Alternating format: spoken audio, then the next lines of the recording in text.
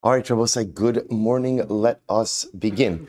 Begin by thanking our sponsors for our Shir Talmud Torah sponsors for the month of Sivan, Barry and Rina Dubin, and the Schos of Refuah Shalema for their niece Chava Tzipora Bas Chaim Malka. May she, together with Kol Choli Yisrael, have a complete and enduring refuah. To thank Shmuley and Liba Dinovitz for dedicating the Shiurim this month in memory of Shmuley's father, Harav Peretz Avram Ben Binyamin Moshe Zichron Livracha. We hope that in the merit of our Talmud Torah, the Neshama will have an Aliyah and the family a Nechama. We thank our Week of Learning sponsors, Adam and Leslie Rosen, in the Schos of Refuah Shalema for Esther Bas Sarah, and our Day of Learning sponsor, Mr. Lawrence Sufness, in commemoration of the yahrzeit of his beloved brother Matthew Sufness Matel Ben Yosef Zichron Livracha. We thank all of our sponsors for their incredible generosity. And also with that, let us begin with a very, very exciting daf ahead of us today. Today is Daf Kuf in Meseches Yevamos. So when we are picking up in Yirtzeh Hashem on Tzadik Tes Amud Beis 99b, and we're picking up at the Tana Rabbanon 2, 4, 6, 8 lines up from the bottom. So if you remember again, in yesterday's Mishnah, we made a transition a little bit. We were focusing on cases of mixed up at birth, right? And focusing on the ramifications of that in terms of Yibum. At the end of yesterday's Mishnah, the last Mishnah on Amud Aleph, on Tzadik Tes Amud Aleph, the Mishnah on Tzadik Tes Amud Aleph, we shifted our focus a little bit away from Yibum ramifications to Truma ramifications. Remember again, we had the case ultimately of the Kohenes and the Shivcha who had their children mixed up. We weren't sure whose was whose. And the interesting discussion about Truma, specifically again, the whole idea about Halacha L'Maisa, whether or not Ma'ala mit Truma Liyuchsin, if you eat Truma, is that like your stempel, right? If you see someone eating Truma, do we say that Truma consumption validates a person's genealogy? So therefore, if you're eating Truma, ultimately, again, that shows that you're a Kohen. We saw all of those Machloksim, Rabbi Yossi, Rabbi Yehuda, good. Now, we're continuing on that theme a little bit, and this is really quite interesting. Tana Rabbanon, Asara ein cholkin la Truma beis hagranas. We'll say there are 10 people who you do not disperse Truma to in the granary. So 10 people, if they show up, so we'll say, just understand historically, right? Where do you get Truma from? Right, so I'm a Kohen, I want some Truma. Where do I go? Where do I go? So the truth is, the ideal answer is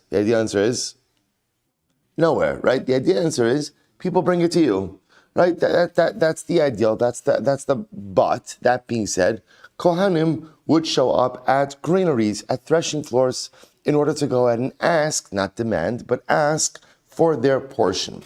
So the Gemara now is saying is that there are 10 people, if they show up at the granary, we are not giving them their portion. 10 people, if they show up at the granary, we do not go ahead and give them truma. Who are they? Eluhain, Cheresh, Shota, V'Katan. The first is a Cheresh, deaf mute. Shota, someone who is deranged. Katan, a minor. Now, why is that? So, well, we'll see. Actually, we'll go through the list. Next is Tumtum V'Androgynous. So we'll say again, we thought we were done with Tumtum and Androgynous. They're always around. Right? So we'll say, so Tumtum and Androgynous. So remember again, Tumtum, the individual again whose sexual organs are covered up with the membrane, therefore I can't tell the gender. Androgynous has the qualities of both male and female. Male and female. Next, Eved. So we'll say this goes back to yesterday's daf about a concern of giving out Truma to an Eved. I will say, is an Eved entitled to Truma? Is an Eved entitled to Truma? It depends. What does it depend on? Right? Who's his master? Who's his master? Obviously, we're talking about over here an Eved who belongs to a Kohen. An Eved who belongs to a Kohen is entitled to eat Truma. Nevertheless, as we saw in yesterday's daf, if he shows up at the granary, we're not giving him Truma without what? Without what? Without his master. Right? Excellent. His master has to be present. Right? We'll only give him Truma in the presence of his master. Next, Isha, a woman. Now, we'll say, Rashi says, who's the woman in question? Eshes Kohen, the wife of a Kohen. This is fascinating. And again, we're going to go through each of these, that if the wife of a Kohen shows up at the granary by herself, even though she's 100% entitled to Truma, we do not go ahead and give her Truma. Okay, RL. So I will say, what's the RL? Uncircumcised Kohen. What's the case? Look at Rashi. Rashi, 4 lines up from the bottom. RL, Kohen shemesu echav machmas mila. Oh, Why is the Kohen an Arel? Why is Kohen Arel? So I will say this is the case of Mesu Echav Machmas Mila, the case of where you have a Kohen whose brothers died as a result of bris milah. See, today we diagnose this as hemophilia, right? So ultimately, again, Kohen brothers. So remember, there's a whole machlokes. Is it 2 brothers who died, 3 brothers who died? Leaving that aside, the point over here is this Kohen is uncircumcised, but not uncircumcised because he's derelict in the mitzvah of milah. Uncircumcised, why? Because the halacha says he has to remain uncircumcised. Now, the interesting part over here is that even though the Torah says, he can't have a milah, and ones rachmana patre, normally extenuating circumstances, you're exempt from a mitzvah. So while it's true that he does not have an obligation to do a milah, he is nevertheless considered what? An arel. This is interesting. Why? Well, so why is he considered an arel? Because arel is a physical state, right? If you have the arla, if a person has the foreskin, even if you have good reasons that it hasn't been removed, lemaisa, again, a person is an arel. A kohen who's an arel can't eat truma. Okay, next, tameh, straightforward. Kohen is tameh. Kohen is tameh. V'nosei isha she'eino hageneslo, or a kohen who's married to a woman who is not allowed to be married to. Kohen's married to a grusha, right? He's married to a divorcee. Not allowed to be married to a divorcee, but he is. Therefore, again, we don't give him truma. So we'll say this is the list. This is the list. Sorry, this is the list. Good. So you must listen to this. The kulan mishagrin lem lebateim. Now I will say, here's what's interesting. See, the people on this list, interestingly enough, are technically entitled to eat truma. Some of them. So there are those of them who, although we will not distribute truma to them at the granary, we will send them their truma home. So we won't, in other words, we'll say, what's happening over here is we won't allow them to collect in public, but we will go ahead and send them their truma portion to their home. Chutz, it's like like truma Uber Eats. We'll go ahead, right? We'll send it to their house. Chutz mitame, except for the kohen who's tameh, v'nosei isha she'eino hageneslo, with the exception of 2, and again we'll see why. With the exception of a kohen who's tameh, with him we're not even going to send him truma to his house, or a kohen who's married to a woman who he's not allowed to be married to. In both of these cases, not only are we not dispensing to them truma from the granary, we're not sending it to their home as well. So we'll say, let's go through the list. Very exciting Gemara. So here we go. So bishlama cherei shote v'katan lav b'nei adeninu. So I understand why we're not dispensing or dispersing. It's probably better. Yeah, giving truma to the cherei shote v'katan, right from the granary, from the threshing floor. Why? Because they're not b'nei deya. They don't have das. Then I will say, so what? Look at Rashi. Last Rashi on that. B'nei deya, the zelusa the truma lechalek lahem begoren le'in kol. See, I will say, here's what's interesting. Is there anything wrong with a kohen who doesn't have das eating truma? Technically speaking, no. What's the problem? Truma must be treated with sanctity, and truma must be treated with respect. So the notion of giving something sacred to someone who does not have the das to care for it in a public fashion is considered to be a degradation to the truma. See, I will say, if you have something holy, part of having it is knowing how to take care of it. It's a good musar within neshama as well. Kadosh Baruch Hu entrusted us with a neshama, and He entrusted it to us because we have the das to be able to take care of it. So if truma is sacred, the idea of going ahead and giving truma to people who don't have das and therefore don't know how to properly care for it is considered to be demeaning to the truma. That's why, again, say now you understand. So shcherei shot of a cotton. We're not going to give them true in public. What will we do? We'll send it home, right? We'll send it home to them, but Lamaisa again won't give it to them in public. Good. So it says the Gemara, tumtum ba'androgynous nami. So what's wrong with tumtum and androgynous? Top of kuf, beria bifnei atzmaninu. So I will say tumtum and androgynous, as we've seen, are ultimately beings unto themselves. Therefore, Rashi says top of kuf, v'havya zelusa dikadshim. It's considered to be a degradation to Kadshim to give out truma to a tumtum and androgynous. Okay. Eved nami. Why can't you give truma to an eved in the threshing floor? Dilma asila asuke mit truma liyuchsin. Yesterday's daf. What are we concerned about? If people see the eved eating truma, see Yevamos saying, people don't necessarily know who an eved is, who a ben chorin is. If people see an eved eating truma, they could go ahead and make the assumption that what? This is a free man, not only a free man, but obviously he's eating truma, therefore what? He's a kohen, and establish his yichus based on truma consumption, which obviously could be incredibly dangerous. Good. So the asuki mitruma liyuchsin. Next, arel v'tamei. What's wrong with an arel? Someone who's tamei. Mishum dema'isi. They will say mi'isi literally means they're disgusting. Now, what that just means is that there's physically something different about them. So we'll say the common denominator amongst all of these things is, aside from the eved, so far if you kind of take a look at cheresh, shota, katan, tumtum, androgynous, tamei, and arel, it's all because giving to these people, well, again, an Arel is not allowed to eat, Tommy is not allowed to eat, but they have other household members who can. But the said to give to them, ultimately is demeaning to Truma itself. Demeaning to Truma itself. Eved can't give to the Eved.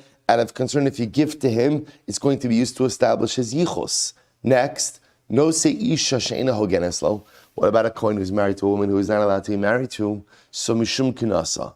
That's a penalty. That's a penalty, which makes sense. In other words, Rabbi saying, if a Kohen is married to a Grusha, we as a community have a vested interest in what? In what? The dissolution of that marriage. What's the best way to turn the screws and ensure the dissolution of the marriage? Financially penalize him. So if you don't give him truma, that may be a way to force his hand. Next, Eli Isha, my time alone. Rabbi say, so everything on this list makes sense, but why not an Isha? So right, Isha's Kohen, the wife of a Kohen, shows up at the granary. Why can't we give her Truma? So I'll say this is really fascinating. So the Gemara says, Pligi bar Rav Papa v'Rav Huna bar Rav Yoshua. So there's a machlokes. What's the machlokes? Chad amar mishum grusha, the Chad amar mishum yichud. Fascinating. One said because of divorce, and one said because of yichud. I'll say, let's analyze. What does it mean, grusha?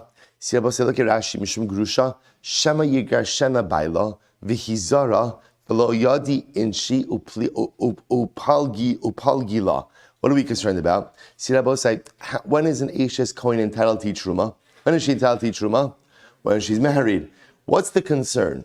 If we get used to going ahead and giving her Truma, even in the event of divorce, she may continue to show up, and ultimately what? Continue to claim truma. And that's, of course, a concern. So that's one opinion. Other opinion says, yichud. See, Rabbi say normally, or I don't know normally, sometimes threshing floors were a little bit more out, in isolated areas. What's the concern? The concern is that if the Eishes Kohen comes to collect truma, she can get into a yichud situation. Remember again, yichud refers to the prohibition, ultimately, of a man to be alone with a woman. It applies to any woman who is an erva to you. So halacha l'maisa, again, this is the machlokes. So therefore, one says because of grusha, one says because of yichud. To which the Gemara says, okay, my benayu. So Rabbi say, okay, so sometimes Rabbi say, here's what we know. Everyone agrees that you do not dispense truma to an Eishes Kohen. Right? She has to come with her husband. Eishes Kohen. So what's the nafkamina? It's not between these two approaches. Interesting of ikabenayu ki be dari demikrav lemasa v'lo shchichi b'hu inshi. So I will say one nafkamina could be a threshing floor that is close to the city, but people don't frequent it. So if it's close to the city, then what? We assume the proprietor of that threshing floor knows this woman, and therefore will know if she's divorced or not, since it's close to the city. But because people don't frequent it, there's still a problem of what?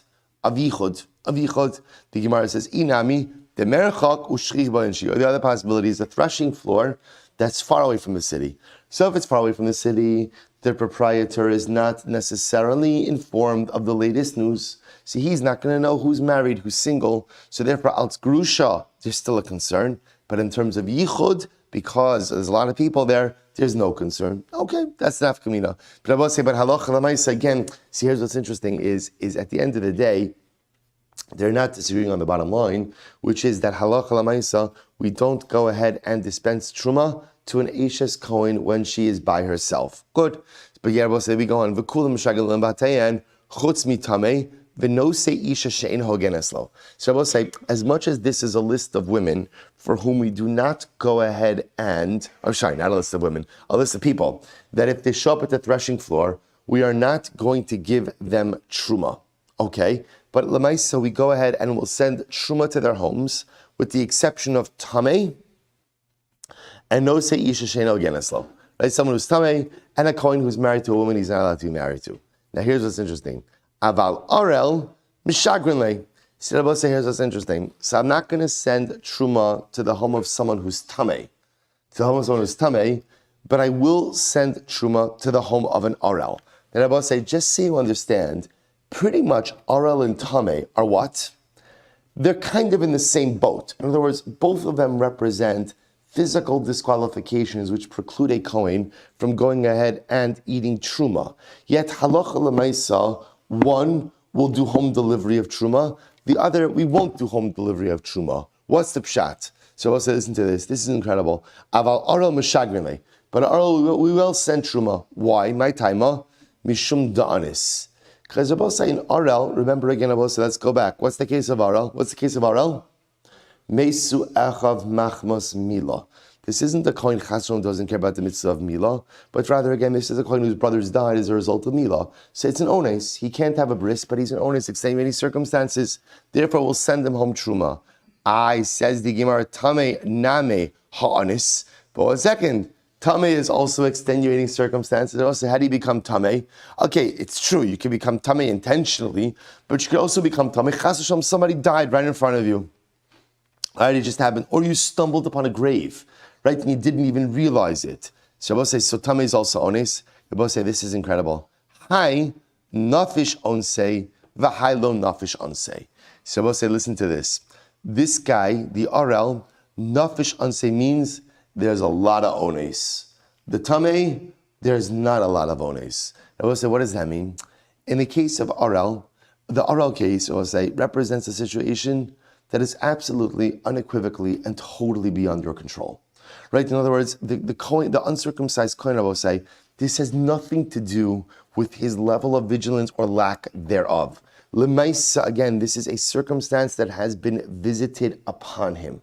Versus the case of tumah, as much as maybe at the end of the day, something happened that you were not anticipating, but the circumstances are not fully and totally beyond your control.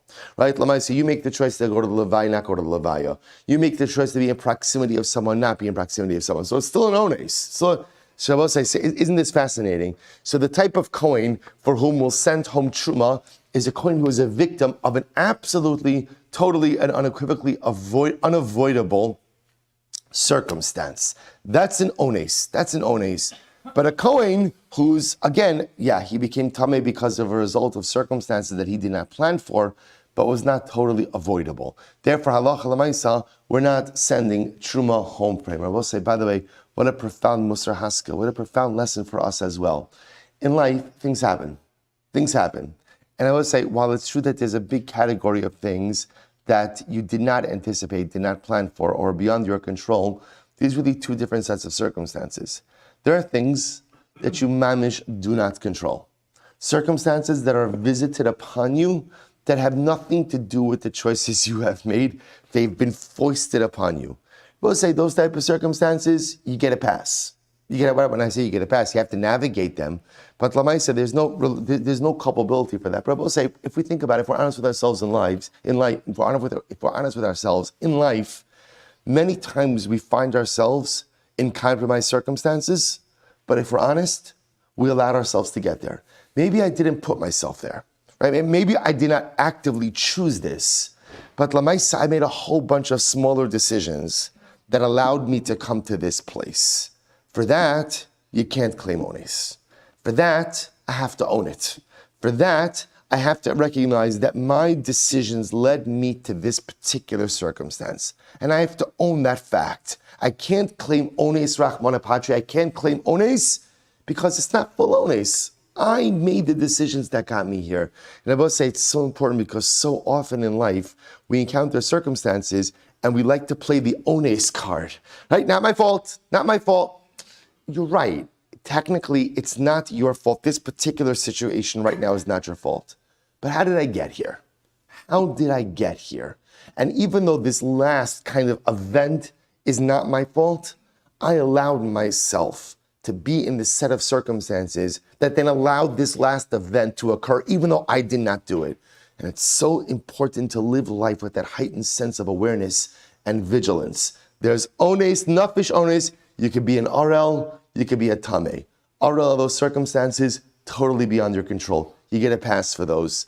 Tameh are those circumstances, maybe some element beyond your control, but I have to be honest and ask myself, what did I do to contribute to this set of circumstances? Let's go back to Turn Rabbanon.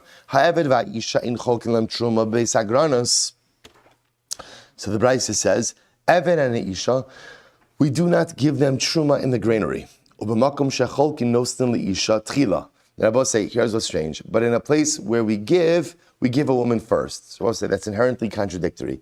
You just said we don't give an Eved and an Isha's Kohen, truma, right? But wherever you do give them, you give the woman first. So the Gemara says, "My kamar, what does that mean?" Haki kamar, no. B'makom shecholkin meiser ani. Not talking about truma. So I'm sorry. The first part is about truma. So I will say, so the Brisa says two things. Number one, we don't give truma to a woman. Okay, Isha's Kohen, we've established. But with meiser ani, which is a tithe for the poor, we do give to a woman. And not only that, if a woman shows up, right, with a man, unrelated man, we go ahead and we give meiser ani to the woman first. My time, what's the reason? Mishum zilusa, because ultimately, again, I will say, because halacha l'maisa, it's not nice for a woman to have to wait. And I will say it's a little thing that also is very often lost in contemporary society, which is called chivalry, right? Let women go first. I once had this, by the way. I got such a mishaberach from someone one time, not the good kind of mishaberach, right? By mechiras chametz. So there was a group of men waiting to sell their chametz, and a woman walked in. And I said to him, I said, you know what? It's okay. Nobody minds if you go and you come first. Took her first for mechiras chametz. A few moments later, a guy comes in afterwards. He says, nobody minds? I mind. I don't understand. We live in an age, why are you taking her first? So what I wanted to say was, how's your marriage? Right? How are things at home? Right? Because, and what was your chinuch like? Right? That no one ever taught you? Just a basic additional derech eretz, right? For a woman that, especially here, you're sitting in a shul, it's a whole bunch of men. One woman coming in. It's just interesting. So just to point out again. So the Gemara says, take the woman first, right? So a woman shows up for Meiser Ani, go ahead and give her the Meiser Ani. My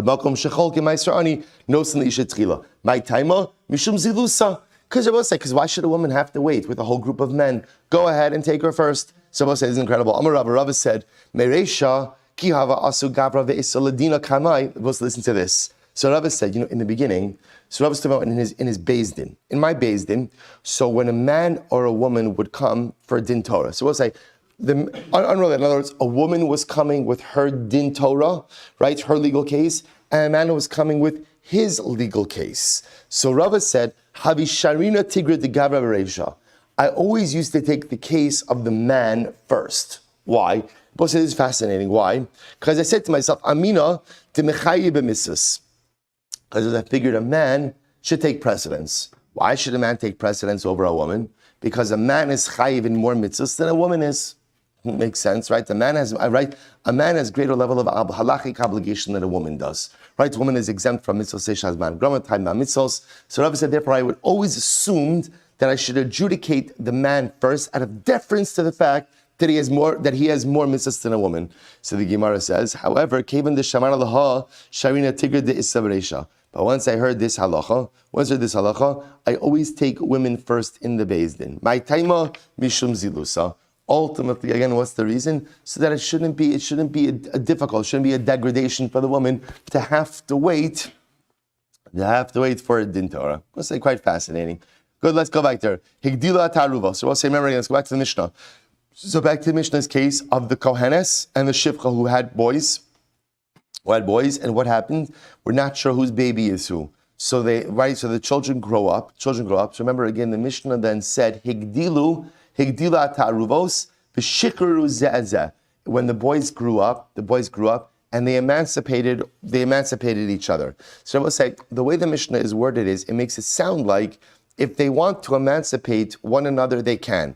Shikruru iboyin ilo boilo. So we'll say, sounds like if they want to emancipate one another, they can. V'amai. So we'll say, how could emancipation even if it has to be mandatory? Why? Lisa shivcha eni yachol, baskarin eni yachol. So we'll say, because if they don't emancipate each other, then what? These boys are stuck. Why are they stuck? Because they're each a Safek Kohen, Safek Eved. So they can't marry. There's no one for them to marry. So the Gemara says, Amarava ema kolfin osano mushachrin zez. Rava says, no, read it as we force them to emancipate each other. They have to emancipate each other because that mutual emancipation is the only way that they have the ability to get married. Beautiful. No snaleim chumrei. Shabbos says, remember again, not only that, but halacha l'maisi, even once they emancipate each other, remember again, Shabbos say, now there's still a suffix. What's the suffix? Now they've emancipated each other. What's the suffix? Kohen Yisrael. So good news, right? At least now it's no longer a suffix of Kohen Eved. It's Kohen Yisrael, but it's still a suffix. And therefore, halacha l'maisa, what do? We put upon them the chumras of the kahuna. So it says the Gemara, l'may hilchasa. So we'll say, what does it mean practically that we put upon them the chumras of the kahuna? So I will say, so remember again, I just want to point out, the Gemara is actually drawing our attention to the last line of the Mishnah. Because if you notice, by the way, the Mishnah went through, what does it mean to be a chumras? We know what it means to have the chumras of a Kohen. You can't become tamei, right? But at the same time, you don't go ahead and get sacrificial offerings, right? But yet the Mishnah felt compelled at the end. If you look at the last line of the Mishnah, on 99b on Tzaddik Testimonies, the Mishnah said, "V'noslin alav chumrei kohanim b'chumrei Yisraelim." Shabbos said, we put upon them the stringencies of the Kohen and the stringencies of a Yisrael. That line seems to be extraneous and unnecessary. Shabbos says, so why do you need it? So this is fascinating. So the Hilchas, Shabbos said, obviously the Mishnah is coming to teach us something additional. So Shabbos said, look how riveting this is. So the Hilchas, so Amra Papa. Wow. Well, so listen to this. The last line of the Mishnah is teaching me, what do you do with the mincha of this particular person? This Safek Kohen, Safek Yisrael. I will say very quickly, right? Hilchos Menachos 101. If the Yisrael offers up a mincha, what happens? Remember again, Kohen takes a kamitza, middle three fingers, scoops up the flour, that's offered up on the Mizbeach. What happens to the rest of the mincha? Eaten by the Kohanim.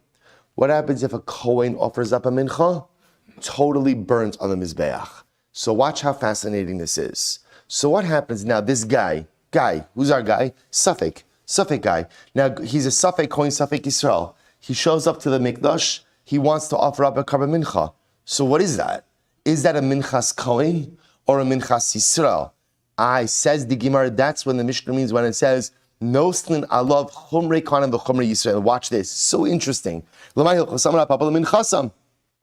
do we do with the mincha of this guy? Watch this.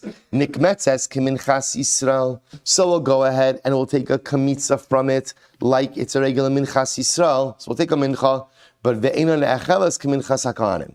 But Abba say, but you can't eat it. So what we'll do is we'll take the kamitza, in case ultimately, again, he's really Yisrael.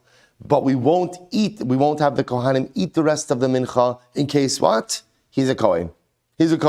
Okay. So Rabbi says, the Gemara says, HaKetzad. So what do you do with it? So watch this. HaKometz kari ba'atzma, v'ashayim kari ba'atzman. So Rabbi say, what do?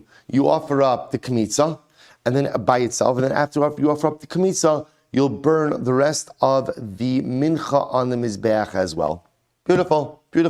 That way, it's the chumrah of a Kohen, chumrah of a Yisrael. Gemara says, 1 second, you can't do that. Ikri kan kol shemimenu liishim harehu bebal taktiru. But Abba say there's a halach in karbanos. What's halach in karbanos?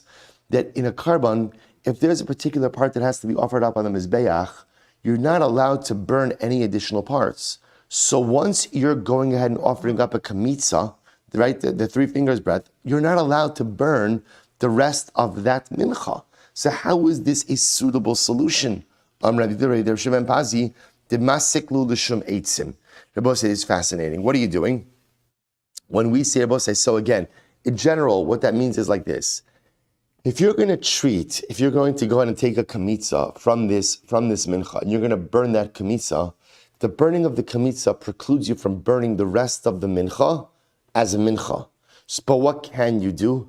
You could burn the rest of the mincha as what? As eitzim, as wood.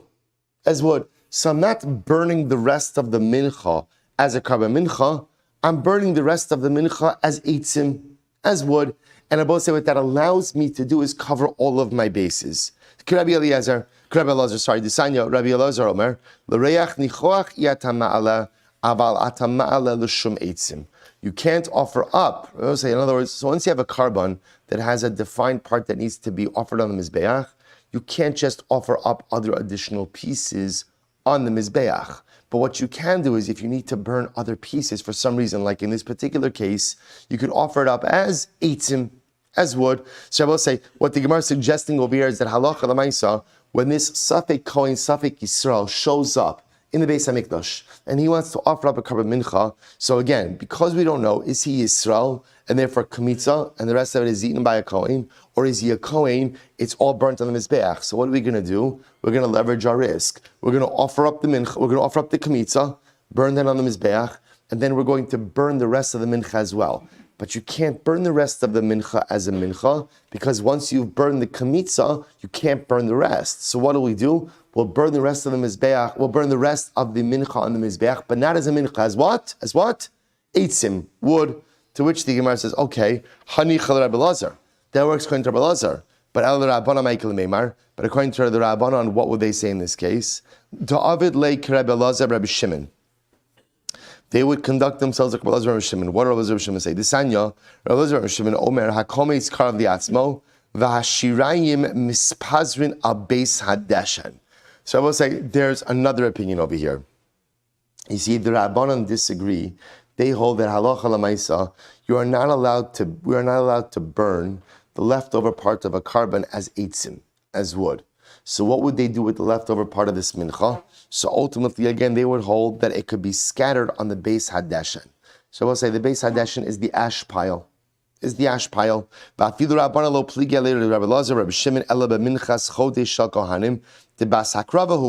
will say, but even the Rabbanon only argue on Rabbi Elazar, Rabbi Shimon on the minchas chote of a kohen, because that has to be fully offered. However, aval hacha, Rabbi say in this case over here, we're talking about a mincha that is brought by a Safek Kohen, Safek Yisrael, afilu Rabbanon modu. Ultimately, again, even the Rabbanon would agree that halacha l'maisa can be spread out on the Beis Hadeshen. So Rabbi says, so bottom line, halacha l'maisa, what the Gemara is saying is like this, is that in this case of Safek Kohen, Safek Yisrael, when the Mishnah ends off and says, V'nostin alav chumrei kohen v'chumrei Yisraelim, we put upon him the chumras of a kohen, chumras of the Yisrael. So Rabbi say, even though that line seems redundant, it's not redundant. It's coming to address a very specific issue, which is the issue of mincha. So when this guy shows up in the mikdash and we wants to offer up a karban mincha, so remember again, we don't know what to do with his mincha. If he's a Yisrael, you offer up a kometz and the kohanim eat the rest. If he's a kohen, you totally burn it. So what do we do with this guy? We're going to offer up his kometz and then we're going to burn the rest of the mincha as well. How are you going to burn the rest of the mincha? So that's a machlokes. Either you're going to burn it on the mizbeach, l'shum eitzim, or you're going to scatter it on the ash pile. Either way, you're going to find a way to go ahead and burn the rest of the mincha. Beautiful. Rabbi said, let's go back to Mishnah. Mishlosha sa'achar bayla shlosha chadashim v'niseis v'yalda. So Rabbi said, very interesting case. So let's say now what happened. A woman, her husband died, or divorced, whatever the situation is. Right, so we'll say, or Yibum, for that matter, again, but she didn't wait 3 months. See, normally we'll say what we've established is, you need to wait a minimum of 3 months in between marriages. Why? Because this way, if she becomes pregnant immediately, we need to know, is it a 7th month baby for husband number 1, or a 9-month baby for husband number 2. So let's say now here the situation Rabbi says the woman did not wait. She didn't wait. So we'll say,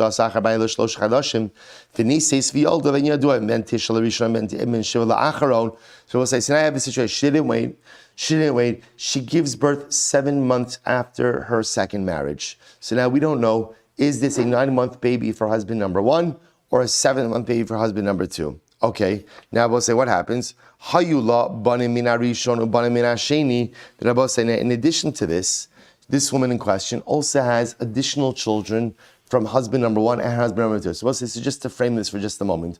Rachel was married to Ruvain. What happened over here? What happened? Ruvain died.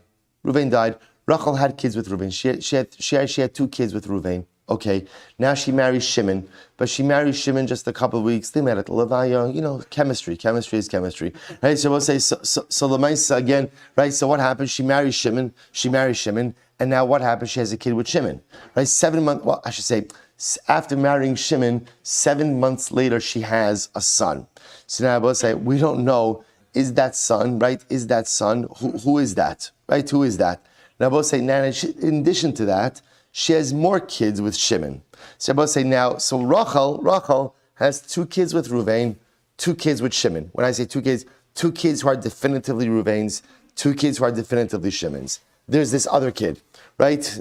The typical middle child syndrome, right? So this is amplified middle child syndrome over here, right? We're not even sure. I will say, is it Ruvain's kid? Is it Shimon's kid? So I will say, so now what happens? So now you know where this case is going. So I will say, so how you love banim min harishon banim min hasheni? So now I will say, so now let's say again.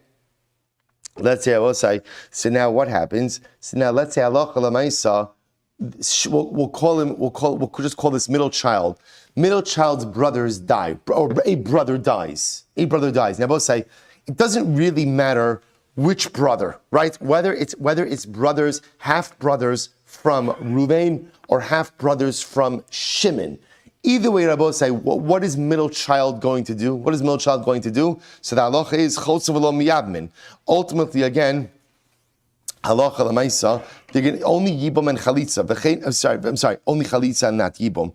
V'chein hu lahem cholitz v'lo miyabim. So I will say, whoever's dying in this situation, whether it's the brothers from Ruvain, the brothers from Shimon, or the middle son himself, because we don't know definitively who's related to who from a paternal perspective.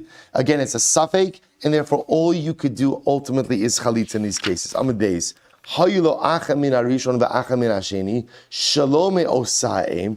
Rabbi say, what happens if halacha l'maisa?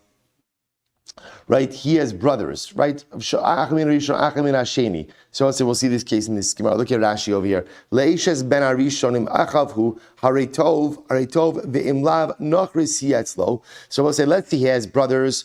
Ultimately, again, from the first one, acha min hasheni shalom osaim, not the same mother. Who cholitz miyabim veheim echad cholitz ve'echad miyabim. So ultimately, again, if he's the one who dies, then they do chalitza or yibum. But ultimately, again, he, right, if one of the brothers died, he does chalitza and yibum. Who echad cholitz ve'echad miyabim. One could do chalitza, one could do yibum. Haya echad yisrael ve'echad kohen. If one of them ultimately again was a yisrael, one of them was a kohen. No se isha ru'iyah l'kohen. Ultimately, again, can marry a woman who is fit to the kahuna. Ve'imet tamil mesim can't become tamil mesim, because I will say this would be the case. Remember again. I'm sorry. Let's go back for just a second. Haya echad yisrael ve'echad kohen. I will say refers to the fact, going back to our original case. Rachel was married to Ruvain, got divorced or whatever. Ruvain died. She got married very quickly afterwards, less than 3 months to Shimon. Now they have a son. Is it a 7-month baby to Shimon, or is it a 9-month baby to Ruvain? So I will say, so again, let's say Ruvain was a Kohen and Shimon was not.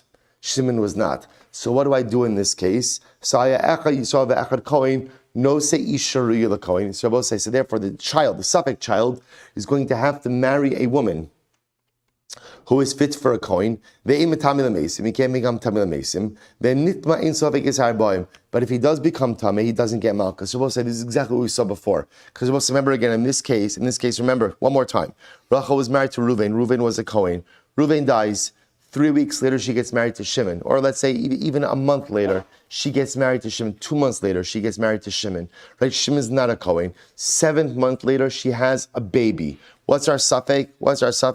Is this kid? We'll call him just Yehuda. Right? Is Yehuda Reuven's son or Shimon's son? Now we've just upped the ante. So beforehand, we were speaking about, again, in terms of Yibum and Chalitza. Now we've upped the ante again. Reuven was a Kohen, Shimon was not. So what's the Shaila? Is Yehuda Kohen? So we've already established, in this case, Yehuda is a Safek Kohen. We're going to have to give him all the chumras of a Kohen and the chumras of a Yisrael. Therefore, halacha l'maisa, he has to marry a woman who's fit for the kahuna. When Yehuda grows up, he can't marry a grusha. He has to marry a woman who's fit for the kahuna. Not only that, he can't become tamei l'meis, can't go to levaya. But if he does become tamei, even intentionally, we can't give him malchus. Why can't we give him malchus? Why not?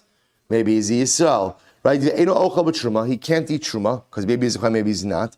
If he does eat truma, we can't penalize him. See, normally if the Yisrael eats truma, what's the halacha? He has to pay principal plus a penalty fifth. He can't impose this upon this kid. Why not? He may not be a Kohen. And ultimately, again, if he shows up at the granary, we don't give him a portion. We'll say first, why line kuf on the base? This is fascinating. What could Yehuda, right? When Yehuda separates out truma, so we'll say he can't eat his own truma, right? He can't eat truma. What can he do? He could sell it, and what could he do with the money? He could keep it. Now we'll say, why could he keep it? Another Kohen goes over to him and says, hey Yehuda, you're not a real Kohen. Yehuda says, prove it. You want to extract truma money from me? No problem. Prove that I'm not a Kohen. Good.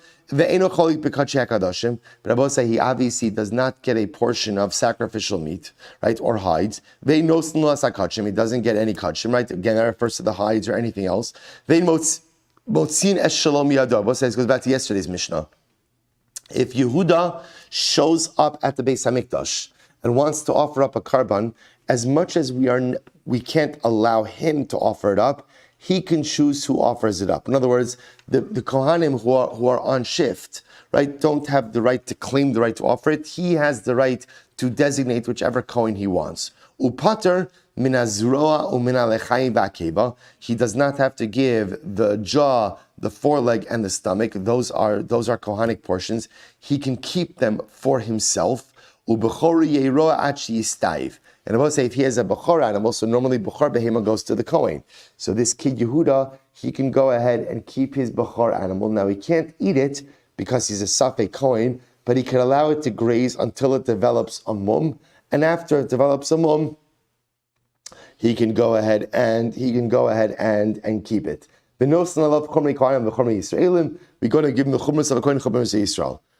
Shabbos say, okay, good. Next case. Hayu Shneim Kohanim. So we'll say now, next case is back for a second.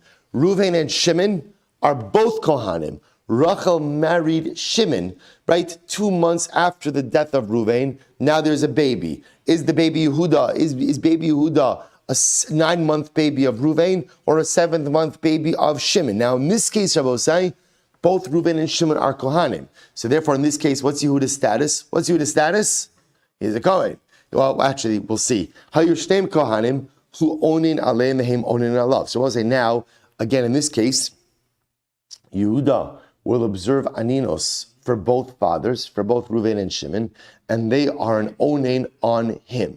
So I will say, remember again, if you're a Kohen, the status of aninos precludes you from eating anything that's kodesh.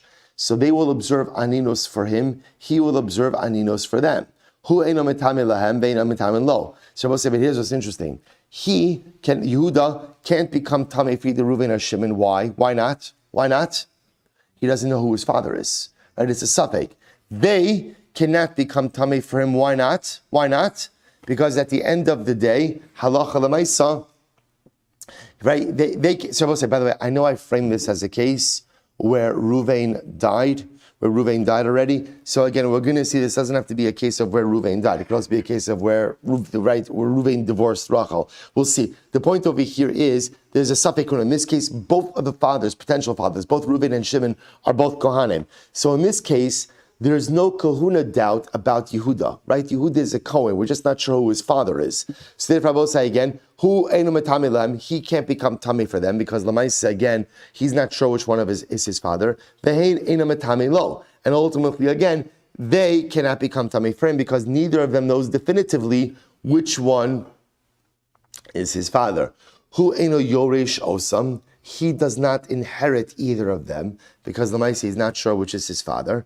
Avalheim yarshim oso. But I will say, interestingly enough, they, Reuven and Shimon, inherit Yehuda. Now, I will say, what does it mean when they inherit Yehuda? Let's say Yehuda dies without children, right? So what's the halacha? So we'll say, if a son dies without children, who inherits the son? The father. Now, in this case, again, we don't know who the father is. So what will happen with the Yerusha? Reuven and Shimon will split it. They'll split it. Upater amakaso va'al kilalaso shalzeh v'shalzeh. So say, interestingly enough, if Yehuda were to go ahead and hit Reuven or Shimon, remember again, the halacha is normally one is chayiv for striking or for cursing their father. In this case, Reuven would be pater. Why would Reuven be pater? Yehuda. Why would Yehuda be pater? Why? He doesn't know who his father is. Doesn't know who his father is. Okay, Ola b'mishmaro shalzeh v'shalzeh. So we'll say, interestingly enough, right? Now remember, in this case, Yehuda is definitely a Kohen. So we'll say, what's the shaila? Who's mishmar? Right? Whose grouping does he belong to? Does he belong to Reuven's mishmar, Shimon's mishmar? And the answer is yes. He belongs to both mishmaros. However, ve'eno cholek. Then I will say, here's what's interesting. So he can serve in the mikdash with the mishmar of either Reuven or Shimon or both of them. But what can't he get? He can't get a portion of the hides or of the meat with either of those respective mishmoros. Why not? Because the other members of the mishmar could say to Yehuda, prove to us that you're really a member of this mishmar. But it's an interesting piece over here. If it happened to be that Reuven and Shimon were both, not only both Kohanim, but both what? Both part of the same mishmar, then in that case, Yehuda not only goes ahead and could worship or could participate in the same mishmar, but could also demand Kohanic portions as part of that mishmar. That must have been an awkward week for Yehuda, right? But Lamaisa, it works from a sacrificial portion perspective. Good. Says the Gemara. So we'll say, going back to the case of Ibn Chalisa, Tafka Michlatz V'Hadar Yibumi Ava Yivumi B'Rei Shalo Tekapage B'Yivam L'Shuk. So we'll say, so remember again, in general, in any of these cases of doubt, whenever the Mishnah prescribes the idea of Chalitza and then Yibum, the order is always specific. In any of these cases of doubt, Chalitza always has to happen first. Yibum could only happen at the end, because if you go ahead and you start with Yibum, it could very well be that you're marrying a woman who really is subject to Yibum and you're not the Yavam. Good. Amr Shavas, an interesting case. Asara Kohanim Omdim Upirish Echamenu Baal Havlad Shtuki. So we'll say, watch this case. You have a group of 10 Kohanim. One of them leaves the group and impregnates a woman. So we'll say, now the woman has a child. The Gemara says, that baby is a shtuki. And I will say, remember again, what's a shtuki? A shtuki is a baby whose paternity is unknown, right? It's the baby who talks about, whenever he talks about his father, his mother says, shh, right? His mother silences him. So therefore, the baby is a shtuki. So the Gemara says, okay, let's analyze this. My shtuki, so if they say it's a case where halacha lemaisa, we don't allow the child has no entitlement to the property of a father, that's obvious. Pshita, miya dinan avu amana. But remember again, the case is where I know the father is one of this group of 10, but what? We don't know who. So obviously, the kid has no entitlement to any property, to any inheritance, because we don't know who his father is. What does it mean when we say he's a shtuki? Elo shemeshaskin osami din kahuna. Wow. Right, I will say what shtuki means over here is, we silence him in that the child is not a Kohen. Not a Kohen. My time, I will say this is fascinating. My time, Amakra, v'haisalo l'zarach harav. So I will say, because the pasuk we're talking about, the kahuna says, v'haisalo, it'll be to Aaron, u'l'zar'o acharav, and to his offspring after him. Ba'inon zaro miyuchas acharav.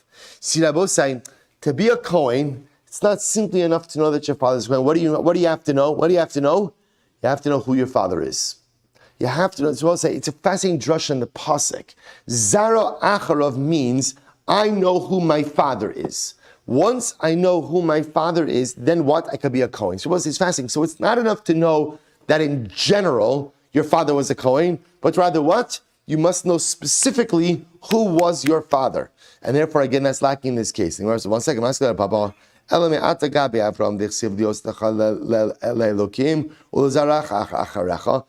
by Avram Avinu? It says, I'm going to be to you for God and to your offspring after you. Hasam mai kamas rachmana. Shabbos say, what does zaracha acharecha mean by Avram Avinu? What does it mean by Avram Avinu? To which the Gemara says, Hachikam, this is what it means to say, Lo tinasev ovedes kochavim v'shivcha de lo lezel zaracha basra.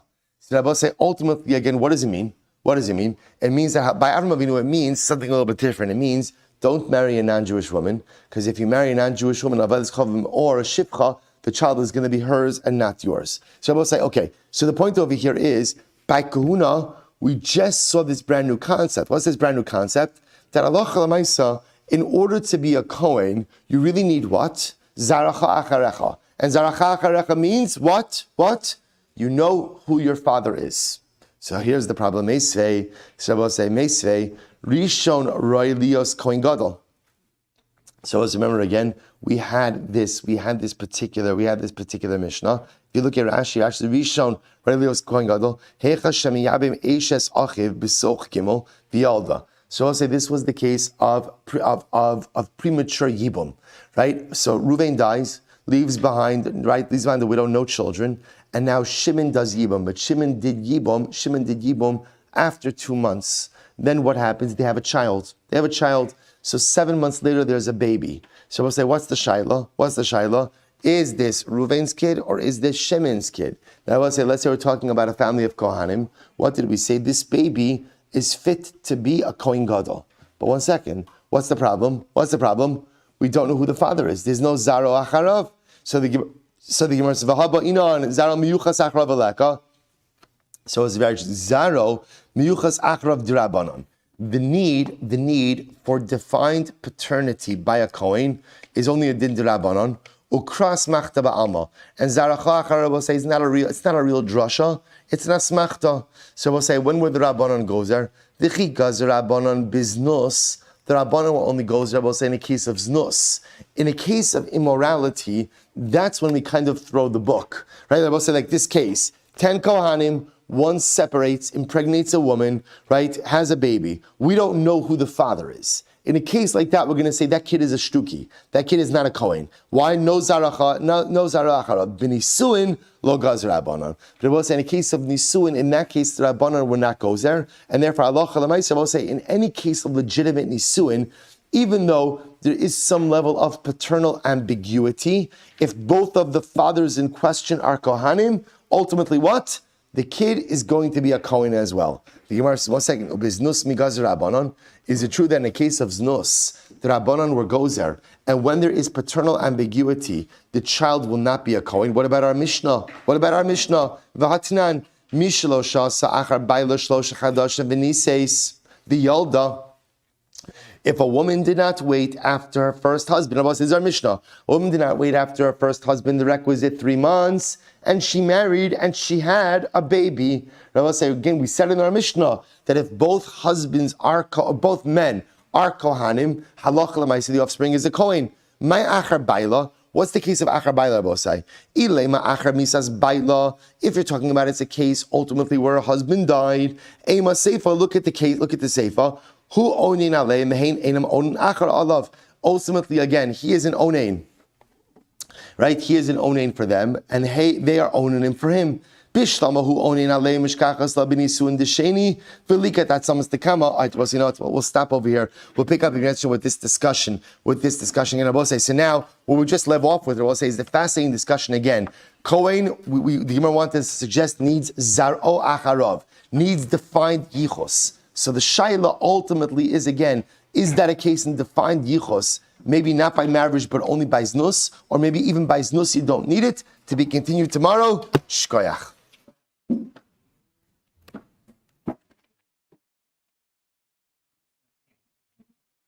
something like today when you can do DNA tests? Is it the same how similar? So, no, today, Custom, or do they do a DNA test? Is that I don't know what to do. Yeah, contemporary. I don't know what you do with that. Probably. Have a great day.